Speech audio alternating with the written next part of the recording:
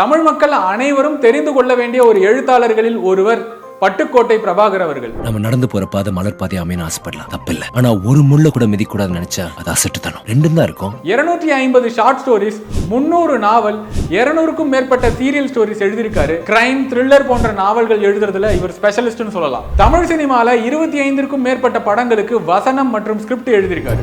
காத்திருந்தால் நிமிடங்கள் வருடங்கள் என்பாய். சாமுராயில விக்ரம் பேசுற இந்த டயலாகா இருக்கட்டும், ஆக்சிஜனை சுமந்துட்டு உள்ள போற மூச்சம், அசிங்கத்தை சுமந்துட்டு வெளியில வர மூச்சம் சேர்ந்ததுதான் நம்ம உயிர் மூச்சு. இமைக்கா நொடிகள்ல தியேட்டர்ல தெரிச்ச ஹைனா கதையா இருக்கட்டும், ஒரு பக்கம் வெறியோட கிளம்புற சிங்கம். திரைப்படங்களுக்கு வசனம் எழுதும் போது அதுக்குள்ள ஒரு அழுத்தமாகவும் ஆழமாகவும் ஒரு கருத்து இருக்கணும் அப்படின்றத எப்பயுமே விரும்புவாராம். கேவி ஆனந்த் அவருடைய கடைசி படமான காப்பான் படத்துக்கு இவர் தான் ஸ்டோரி மற்றும் ஸ்கிரீன் பிளே எழுதியிருக்காரு. நிலம் உங்களுக்கு வெறும் சொத்து, எங்களுக்கு அது சாமி.